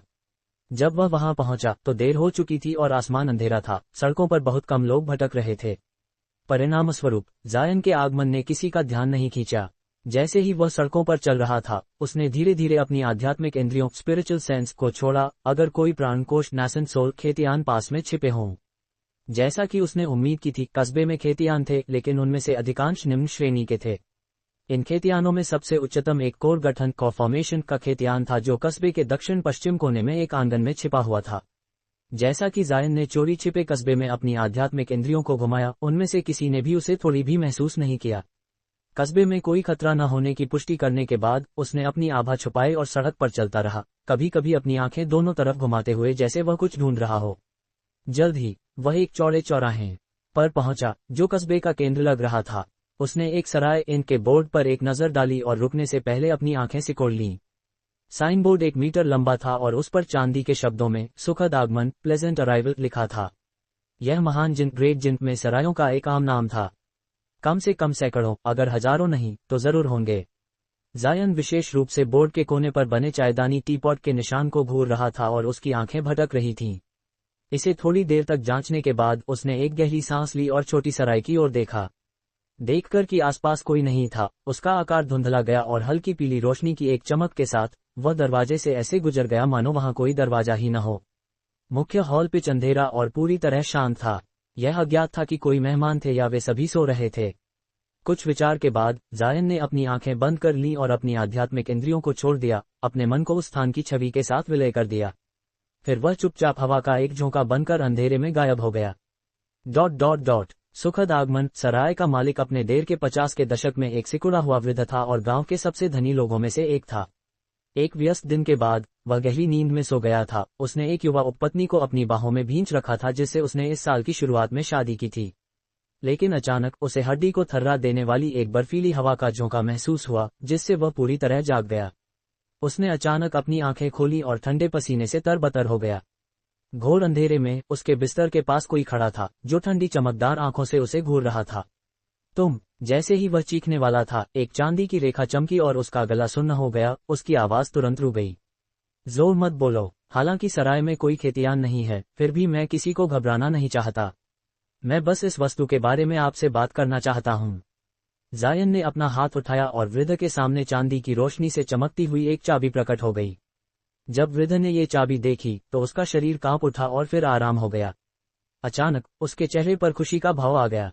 वृद्ध ने जल्दी से बिस्तर से कूद दिया और अपने हाथों से इशारा किया, बोलने की कोशिश करता हुआ, लेकिन उसके मुंह से कोई आवाज नहीं निकली।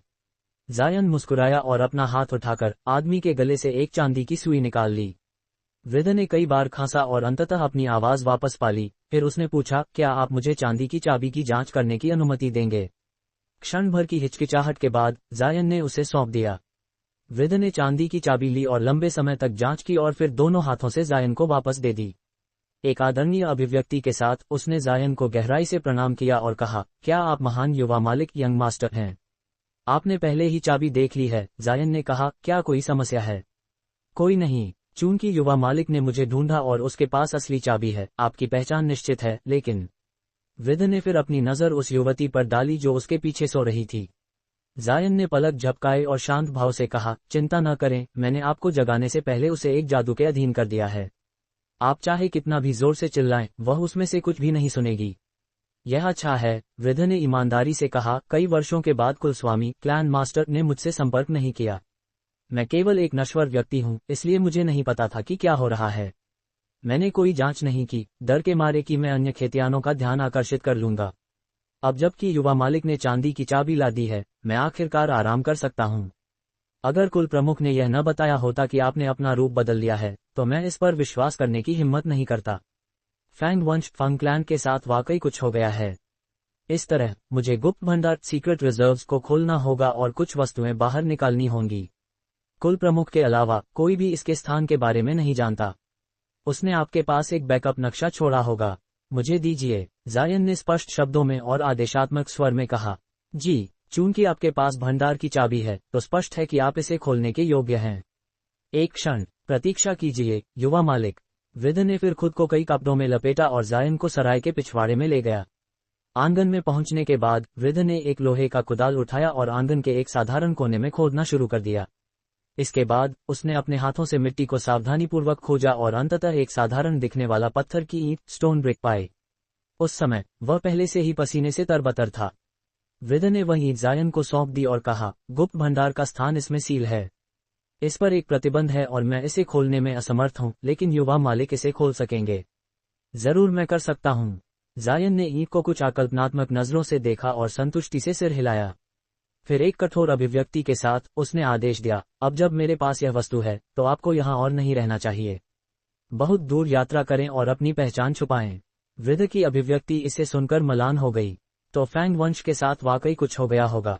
चिंता न करें युवा मालिक, मैं कुछ दिनों में तुरंत प्रस्थान कर दूंगा। मैं युवा मालिक की जानकारी बाहर नहीं लूंगा।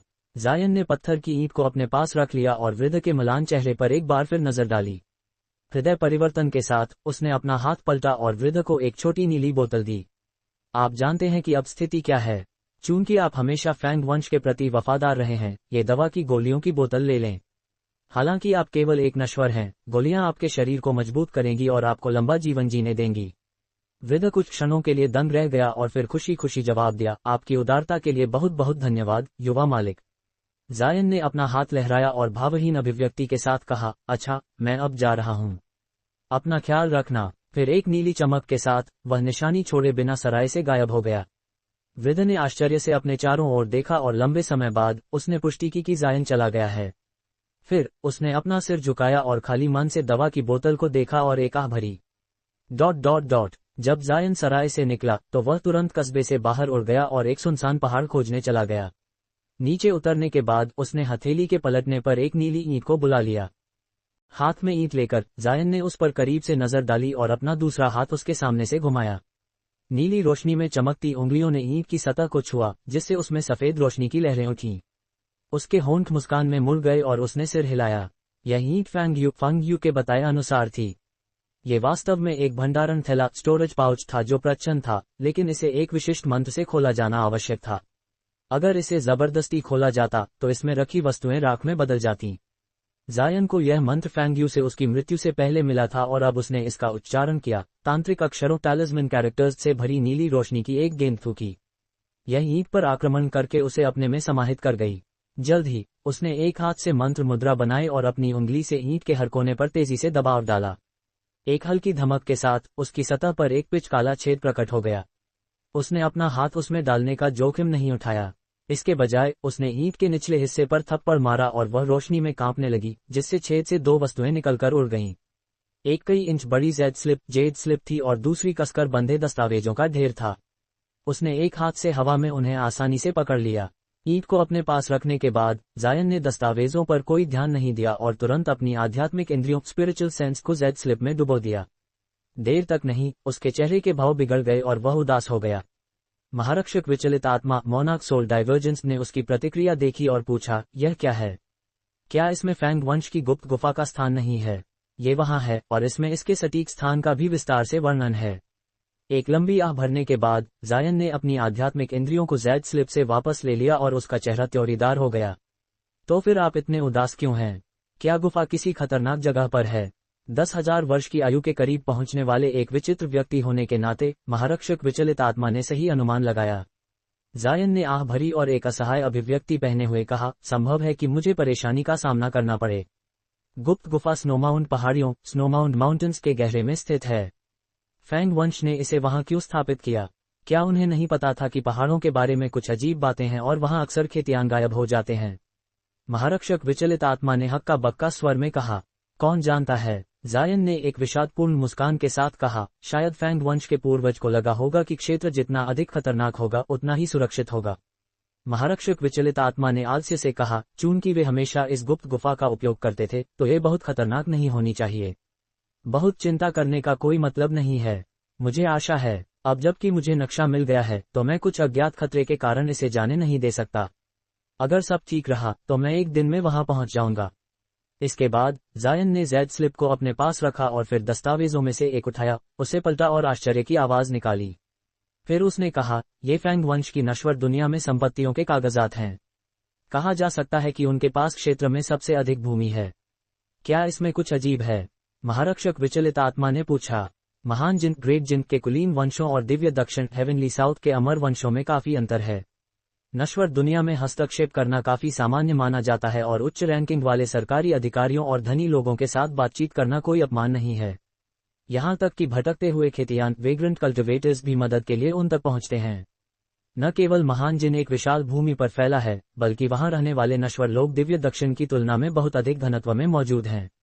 परिणामस्वरूप वहां कम सुनसान क्षेत्र हैं और आध्यात्मिक दवाइयां और आत्मा पत्थर अक्सर नश्वरों के हाथों में पाए जाते हैं। ये दिव्य दक्षिण में अलग है, जहां नश्वर बहुत कम भूमि पर कब्जा करते हैं और बहुत अधिक जंगली इलाका है। इस तरह दिव्य दक्षिण के खेतियान उनके साथ ज्यादा बातचीत नहीं करते। जायन ने संदेह के साथ कहा, आपका मतलब है कि कई संप्रदाय महान जिन की शाही शक्तियों को उनकी खेती के संसाधनों को नियंत्रित करने की अनुमति देते हैं? महारक्षक विचलित आत्मा हंसा और बोला, ऐसा नहीं है कि वे इसे स्वीकार करते हैं। महान जिन दिव्य दक्षिण जैसा नहीं है जहां कई अलग अलग देश और वंश हैं, बल्कि प्राचीन काल से महान जिन की नश्वर दुनिया पर एक शक्तिशाली शाही दरबार इंपीरियल कोर्ट का शासन रहा है। कोई भी खेतियान चाहे कितना भी शक्तिशाली क्यों न हो, वह नश्वर मामलों को नुकसान पहुंचाने की हिम्मत नहीं करेगा, अन्यथा अन्य संप्रदाय और शक्तियां इस अवसर का लाभ उठाकर उनके खिलाफ कदम उठाएंगी। परिणामस्वरूप महान जिन की दरबार ने खेती की दुनिया की कई महान शक्तियों के साथ एक समझौता किया था। अगर मुझे सही याद है तो समझौते में यह निर्धारित किया गया था कि शक्तियां या संप्रदाय नश्वर शाही दरबार पर दबाव नहीं डालेंगे या उसमें हस्तक्षेप नहीं करेंगे, और वे शाही दरबार को दरबार की प्रतिष्ठा बनाए रखने के लिए कुछ भटकते हुए खेतियानों को सीधे नियुक्त करने की भी अनुमति देंगे। बेशक महान जिनका शाही परिवार भी अपने कुछ खेतियानों को पोषण दे सकता है, लेकिन महान संप्रदाय उन पर कड़ी नजर रखते हैं ताकि वे अपनी सीमा से बाहर न जाएं।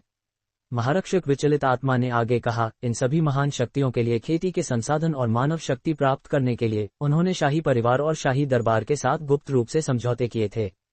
कुछ विशेष रूप से शक्तिशाली अधिकारियों को संभवतः विभिन्न संप्रदायों द्वारा समर्थन दिया गया होगा ताकि अन्य शक्तियों को बढ़त न मिले।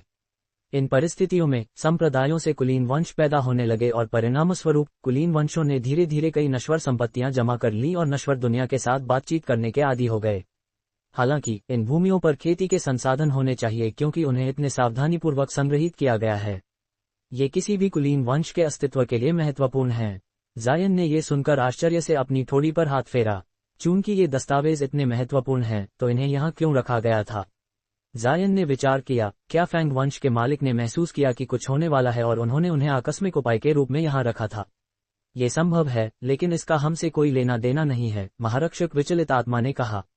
आइए इस पर सोचने में अपना समय बर्बाद न करें और इसके बजाय सीधे गुप्त गुफा की ओर बढ़ें।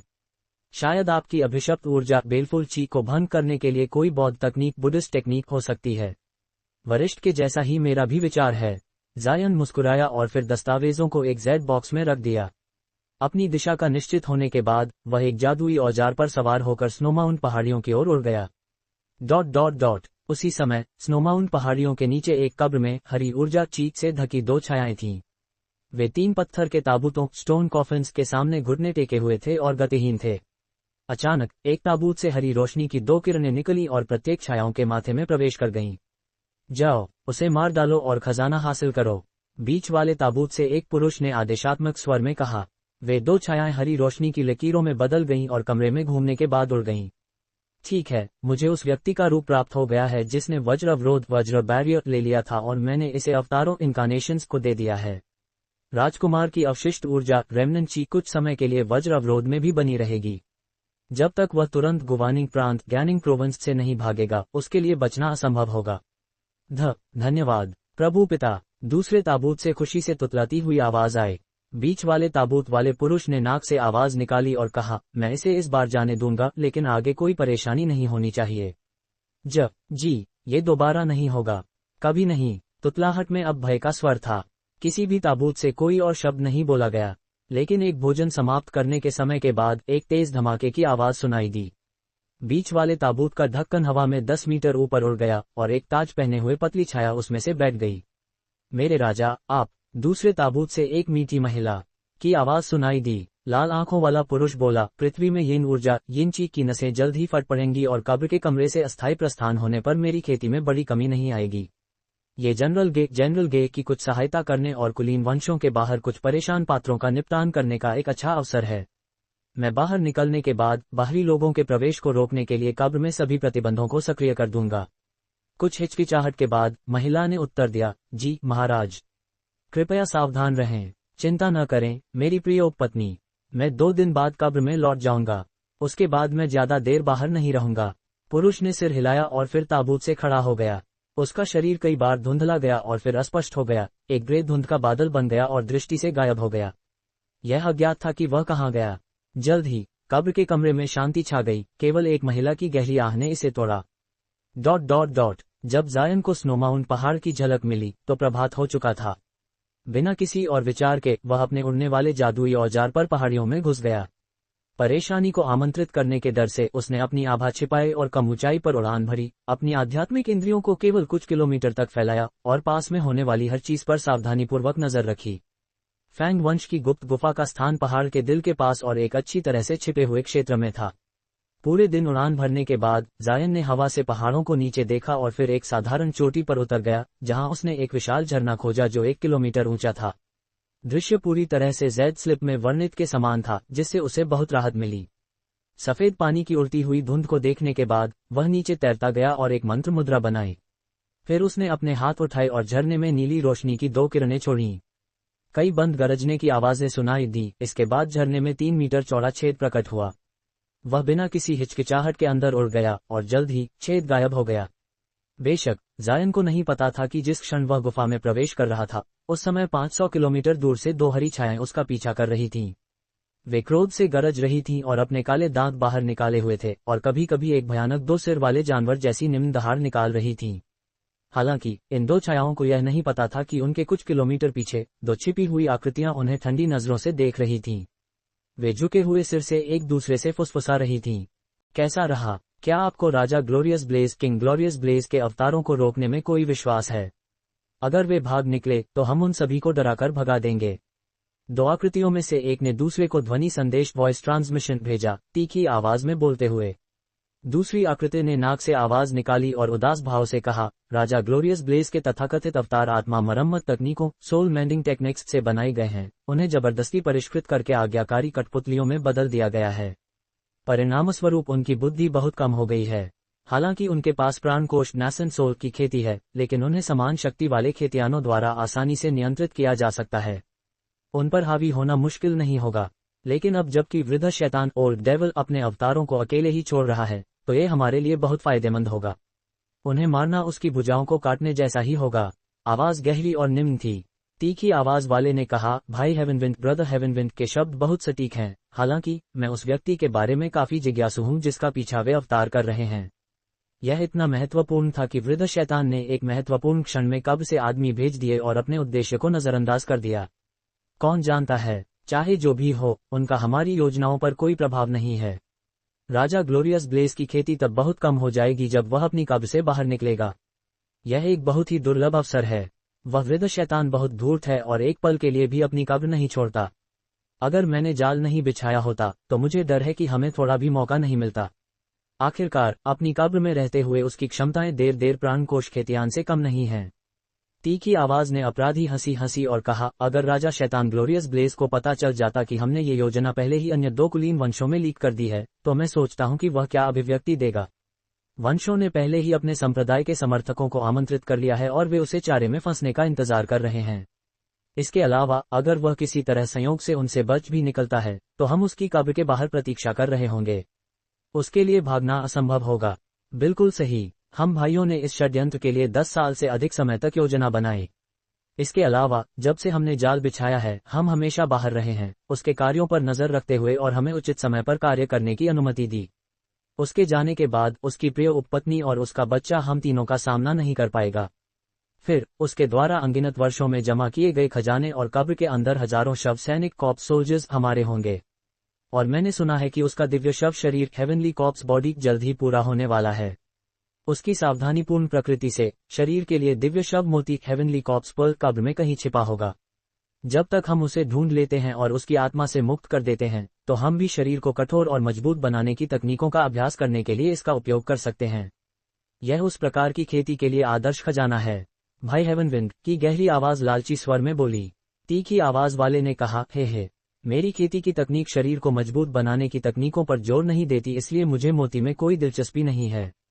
मैं केवल उसकी कब्र में मौजूद हजारों शव सैनिकों को चाहता हूं। उन सैनिकों के साथ मैं बिना समाधि त्यागे शक्ति का एक गुट बन सकता हूं। जब भाई हेवनविंड ने ये सुना तो वह उत्साह के साथ बोला, लेकिन मैं जानता हूं कि सहृदय फेलो डाउस्टियन क्या कहेंगे। वे केवल शव आत्मा कला कॉप स्पिरिट आर्ट्स चाहेंगे ताकि वे शव सैनिकों को आसानी से नियंत्रित कर सकें। अन्यथा उन्हें उनका उपयोग करने के लिए हमारी मदद मांगनी पड़ेगी। ये सही लगता है। तीखी आवाज के मालिक ने तब दूर से हरी छायाओं की जांच की और प्रस्ताव रखा, अब कार्रवाई करने का समय हो गया है। चूंकि भाई wild sand, brother wild sand वृद्ध शैतान का करीब से पीछा कर रहे हैं, इसलिए कोई समस्या नहीं होनी चाहिए। हमें कुछ अप्रत्याशित होने से पहले कार्रवाई करनी चाहिए। आइए जल्दी से वृद्ध शैतान के अवतारों से छुटकारा पाएं और फिर घात लगाने के लिए कब्र में लौटें। अगर हमने वृद्ध शैतान को वापस जाने दिया तो स्थिति बिगड़ जाएगी। हाँ, ये लगभग समय हो गया है। वृद्ध शैतान स्नोमाउंट पहाड़ियों को छोड़ चुका होगा। चलिए चलते हैं। हेवनविंड ने एक क्षण के लिए रुककर सहमति में सिर हिलाया। उसी क्षण दोहरे अवतार हिंसक रूप से गरज रहे थे, लेकिन जल्द ही उन्हें अचानक अपने पीछे से आश्चर्यजनक आध्यात्मिक ऊर्जा स्पिरिचुअल ची के उतार चढ़ाव महसूस हुआ। वे देखने के लिए मुड़ न पाए। परिणामस्वरूप उन्होंने एक विशाल काला कोहरा और हवा का एक आश्चर्यजनक तूफान देखा जो उनका पीछा कर रहा था। ये पूरे आकाश को भर रहा था और लगभग ऐसा लग रहा था मानो वह दोनों को निगलने वाला हो। ... जायन इस समय झरने के पीछे एक पत्थर के दरवाजे के सामने खड़ा था, दूसरे दल द्वारा अनजाने में हल की गई बड़ी समस्या से पूरी तरह अनभिज्ञ था। हालांकि वह उन 2 अवतारों को आसानी से मार डालता, लेकिन इससे उसकी आत्मा ताला मुद्रा सुलॉक सील को हटाने का अंतिम अवसर खर्च हो जाता। उसकी आंखें पत्थर के दरवाजे के एक कोने पर केंद्रित थीं और वहां एक छोटा उभार था जिस पर 1 इंच बड़ा छेद था। उसने अपने भंडारण थैले स्टोरेज पाउच की ओर हाथ बढ़ाया और एक चमकती हुई चांदी की चाबी अपने हाथ में ले ली। उसने अपनी उंगली उछाली और उसे चांदी की एक धारा में छेद में शूट कर दिया। चाबी सुगमता से अंदर प्रवेश कर गई, बाहरी आधा हिस्सा छेद के बाहर छोड़कर। उसने ये देखकर मुस्कुराया और चाबी की ओर उंगली की इशारा किया, उसकी ओर नीली रोशनी की एक किरण छोड़ी। फिर चाबी धीरे धीरे आधा चक्कर घूमी और पत्थर का सफेद द्वार सफेद रोशनी की एक परत में चमकने लगा। एक हल्की कंपन के साथ पत्थर के दरवाजे धीरे धीरे खुल गए, चलने के लिए एक छोटा रास्ता छोड़ते हुए। जायन ने खुलने पर नजर डाली और फिर शांत भाव से अंदर चला गया। अंदर 30 मीटर से अधिक चलने के बाद उसके सामने 3 मीटर बड़ा एक परिवहन गठन ट्रांसपोर्टेशन फॉर्मेशन था। गठन के चारों ओर 8 खांचे ग्रूव्स थे जो पूरी तरह से खाली थे। इसे देखकर उसने एक मध्यम मुस्कान दी। अगर किसी को गठनों का गहरा ज्ञान नहीं था तो वे सभी खांचों पर अपने आत्मा पत्थर रख देते, जिसके परिणामस्वरूप गठन की अंतरिक्षीय शक्ति उन्हें पूरी तरह से नष्ट कर देती। इस छिपे हुए भंडार को डिजाइन करने वाला काफी चालाक था। वह जादुई गठन के पास गया और उसकी आंखें कई बार चमकीं। उसकी आस्तीन कांप उठी और 5 निम्न श्रेणी के आत्मा पत्थर लो ग्रेड स्पिरिट स्टोन्स 5 अलग अलग खांचों में चले गए। फिर उसने जादुई मुद्रा स्पेल सील से गठन पर प्रहार किया और परिवहन गठन गुंजने लगा। जायन की गठनों में दक्षता के साथ वह देख सकता था कि क्या गठन में कुछ गड़बड़ था। वह जल्दी से यह बता सका कि यह सुरक्षित है और फिर गठन के केंद्र में चला गया। तब सफेद रोशनी ने उसे लपेट लिया और वह दृष्टि से गायब हो गया। जिस दूरी पर उसे टेलीपोर्ट किया गया वह काफी छोटी थी। जैसा कि अपेक्षित था, अपनी मजबूत आध्यात्मिक इंद्रियों के कारण उसे टेलीपोर्टेशन से ज्यादा सिरदर्द महसूस नहीं हुआ। फिर सफेद रोशनी की एक चमक के साथ वह एक बड़े हॉल में प्रकट हुआ। उसने अपनी नजर उस पर से गुजारी और पूरा दृश्य अपने मन में बसा लिया। ये केवल लगभग 60 मीटर लंबा था और पूरी तरह से साफ सुथरे कटे हुए वॉर्मस्टोन से बना था। हॉल में बहुत सी चीजें नहीं थीं, हरी अलमारियों की 2 पंक्तियां और 3 मीटर लंबे चांदी के संदूक। जायन के आश्चर्य के लिए फैंग वंश की गुप्त गुफा काफी छोटी थी। लकड़ी की अलमारियां कीमती लकड़ी से बनी थीं। इसका रंग अपनी विशाल उम्र के बावजूद नहीं बदला था और इसमें अभी भी किसी प्रकार की सुगंध थी। एक अलमारी में 30 से अधिक जादुई औजारों मैजिक टूल्स की व्यवस्था की गई थी। वे सभी मध्य श्रेणी की गुणवत्ता या उससे अधिक की थीं। उनमें कई अज्ञात जादुई खजाने मैजिक ट्रेजर्स मिश्रित थे और वे असाधारण रूप से आकर्षक दिखाई दे रहे थे।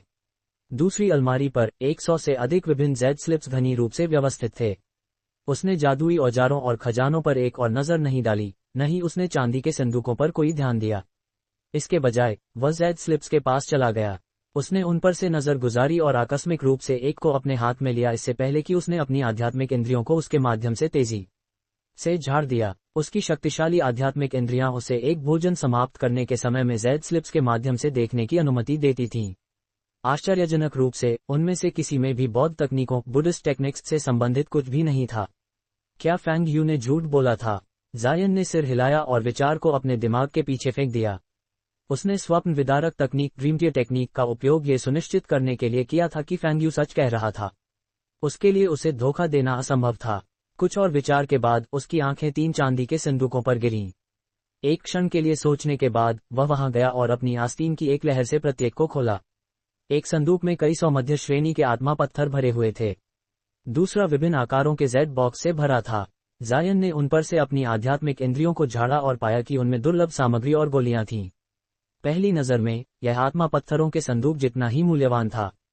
इन 2 संदूकों के माध्यम से देखने और वह नहीं पाने के बाद जो वह चाहता था, वह अनजाने में एक उदास अभिव्यक्ति पहने हुए था।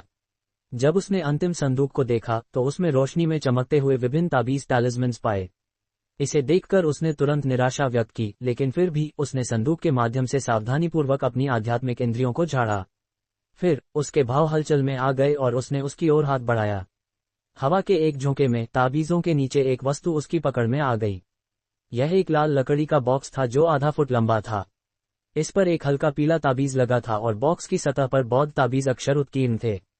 उसने बॉक्स पर ताबीज की जांच की और देखा कि यह एक आम ऊर्जा छिपाने वाला ताबीज ची कंसीलिंग टैलिस्मन था। उसने बिना हिचकिचाहट के इसे फाड़ दिया और बॉक्स को खोल दिया। परिणामस्वरूप उसने बॉक्स से 7 रंगों की रोशनी निकलते देखी। रोशनी का स्रोत एक दूधिया सफेद अंगूठे के आकार का मोती था। एक क्रिस्टल अवशेष क्रिस्टल रेलिक। जायन खुशी से चिल्लाया। क्रिस्टल अवशेष बॉक्स की एकमात्र चीज नहीं था। वहां 2 बौद्ध संप्रदाय के जादुई औजार और एक पीला जेड स्लिप भी था। जादुई औजार एक धर्मचक्र, धर्मवीर और स्वर्ण प्रार्थना मनकों की माला थे। दोनों आस्था आध्यात्मिक रोशनी में चमक रहे थे। जेड स्लिप के लिए ये साधारण दिखती थी, लेकिन जायन की रुचि पूरी तरह से इसी में बंध गई थी। हाथ की एक झपकी में उसने जेड स्लिप ले ली और उत्सुकता से अपनी आध्यात्मिक इंद्रियों को इसमें डुबो दिया। धर्मप्रवणता तकनीक, पुनर्जन्म चक्र कला, Bright Jade Arts, Bright Jade Arts. जायन ने जेड स्लिप के माध्यम से अपनी आध्यात्मिक इंद्रियों को तेजी से घुमाया और उसमें निहित तकनीकों के नाम बुदबुदाए। केवल इन नामों से ही अंदाजा लगाया जा सकता था कि ये बौद्ध तकनीकें थीं। जब महारक्षक विचलित आत्मा मोनार्क सोल डाइवर्जेंस ने बाद वाले नाम को सुना तो वह आश्चर्य से चिल्ला पड़ा, मैंने इस नाम को पहले सुना है। ब्राइट जेड आर्ट्स बौद्ध संप्रदायों में वज्र रक्षकों, वज्र प्रोटेक्टर्स द्वारा पारित एक बहुत ही दुर्लभ तकनीक है। ये खेती करने में भी असाधारण रूप से कठिन है। फैंग वंश के पूर्वज इसे प्राप्त करने में कैसे सफल हुए? मुझे जेड स्लिप दो और मुझे देखने दो कि क्या इसका उपयोग अभिशप्त ऊर्जा बेलफुल ची को भंग करने के लिए किया जा सकता है। जायन को यह सुनकर बहुत खुशी हुई और उसने तुरंत जेड स्लिप को अपनी पीठ पर लगे बांस के बैम्बू ट्यूब में सौंप दिया। उसके बाद महारक्षक विचलित आत्मा जेड स्लिप की सामग्री को समझने में डूब गया। जायन प्रतीक्षा करते हुए फैंग वंश की गुप्त गुफा में सबसे मूल्यवान वस्तुओं की तलाश करने लगा। वह इन सभी वस्तुओं को अपने लिए लूटना चाहता था, लेकिन ये दुर्भाग्यपूर्ण था कि उसके भंडारण थैले स्टोरेज पाउच में सीमित जगह थी। आत्मा पत्थरों स्पिरिट स्टोन्स को छोड़कर उसे सावधानी से चुनना होगा कि वह क्या अपने साथ ले जाएगा। जायन ने कई जादुई खजाने, मैजिक ट्रेजर्स और कुछ सामग्रियों और ताबीजों को ले लिया जो उसके लिए उपयोगी थे। जादुई औजारों मैजिक टूल्स के लिए उसने असाधारण गुणवत्ता वाले 3 को लिया और बाकी को छोड़ दिया।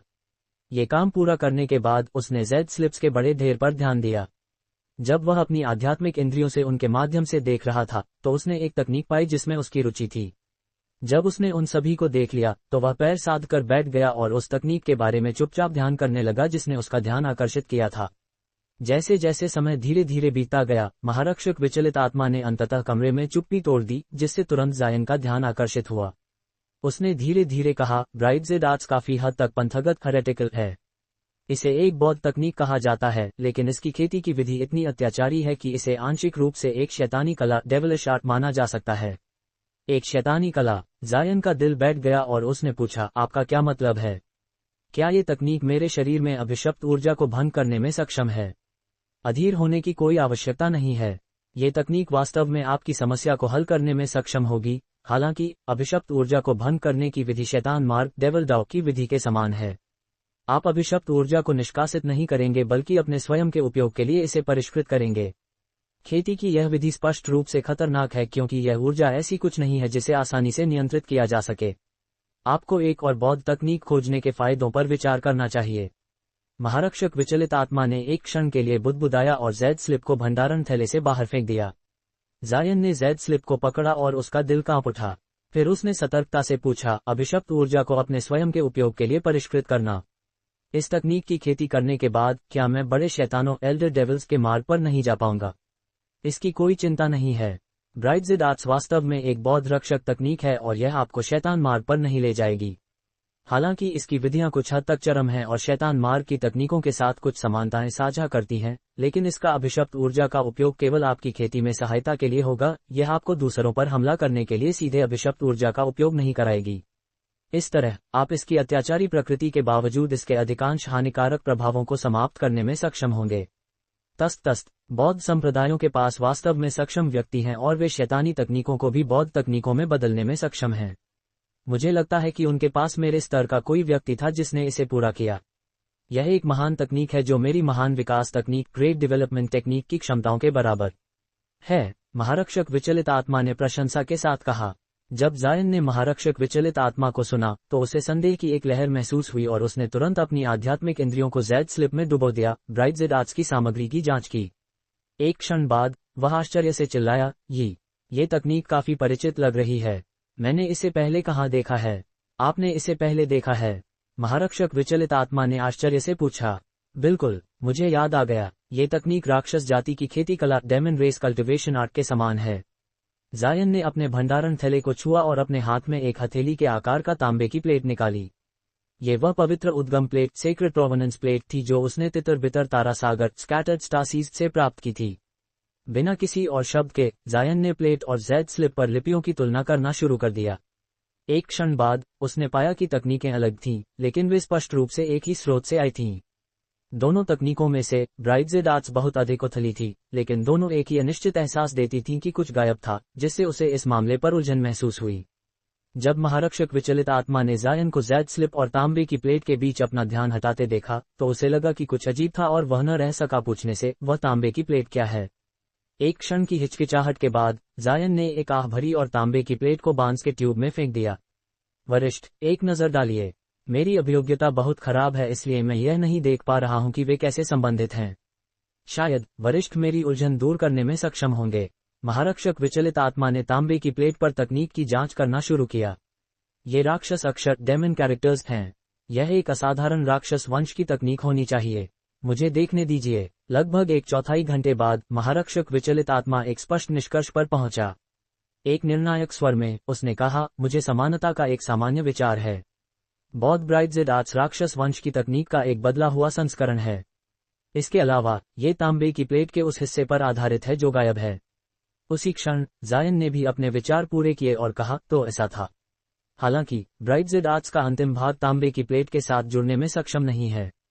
इसमें अभी भी एक अतिरिक्त खंड की कमी होनी चाहिए। मुझे नहीं लगा था कि बच्चा जायन भी ये देख पाएगा।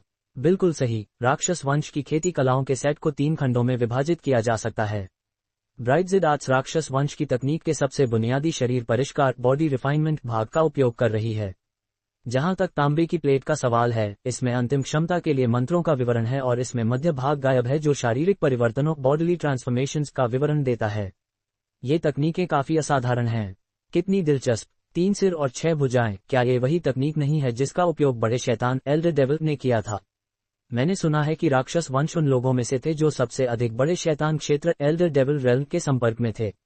ऐसा लगता है कि अफवाहें सच थीं। महारक्षक विचलित आत्मा ने बड़े मनोरंजन के साथ हंसते हुए कहा। ये सुनकर जायन ने जोड़ा, तो तकनीक कुछ ऐसा होना चाहिए जो बड़े शैतानों ने पशु वंशों बीस्ट क्लैंस को दी थी। बाद में एक बौद्ध संप्रदाय को तकनीक की नींव का एक हिस्सा मिला और उसने इसे वर्तमान ब्राइटजेड आर्ट्स में बदल दिया। शैतानों, राक्षसों और बौद्धों के लिए इस तकनीक को इतने महत्व के साथ रखने के लिए ऐसा लगता है कि यह एक ही महान मूल से आई है।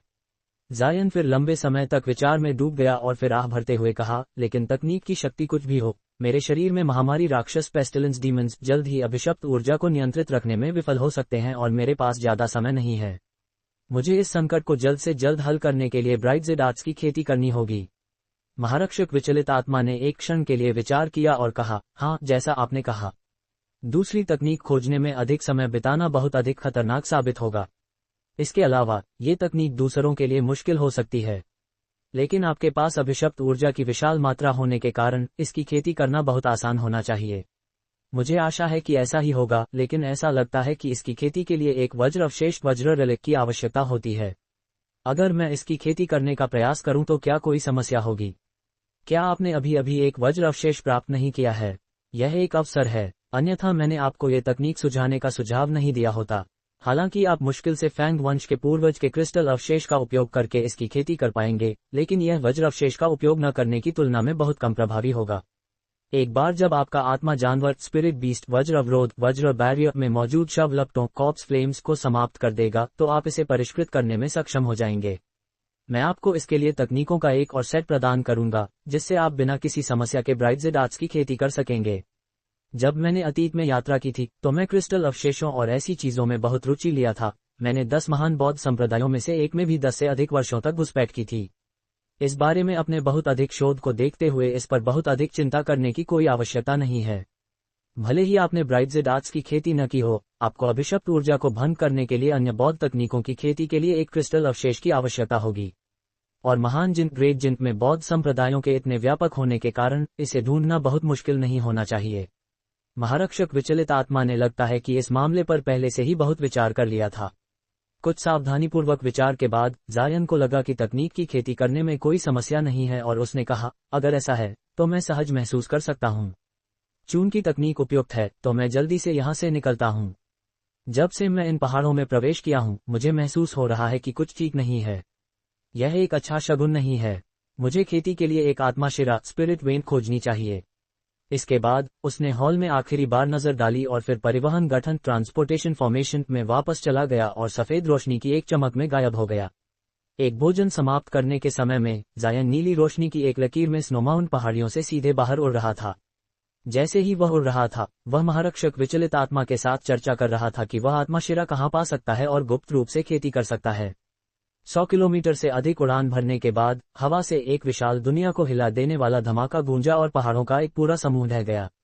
जायन धमाके से अचानक बेसावधान हो गया और उसका संतुलन बिगड़ गया क्योंकि उसे अपने कान में एक घंटी की गूंज महसूस हुई। बहुत बदले हुए भाव के साथ वह आवाज की दिशा में देखने के लिए मुड़ा। फिर वह अधिक गति से विपरीत दिशा में उड़ गया। जैसे ही वह दर्जन भर किलोमीटर दूर उड़ा, उसने अपने पीछे से आश्चर्यजनक आध्यात्मिक ऊर्जा स्पिरिचुअल ची के उतार चढ़ाव महसूस किए। फिर धूसर ऊर्जा ग्रे ची का एक बादल, काली ऊर्जा ब्लैक ची का एक बादल और एक सफेद तूफान व्हाइट विंड स्टॉर्म आसमान को चीरते हुए एक दूसरे का पीछा करते हुए जायन की दिशा में आ रहे थे। उसकी वर्तमान खेती के साथ उन्होंने जल्दी से दूरी को केवल 2 किलोमीटर तक कम कर दिया।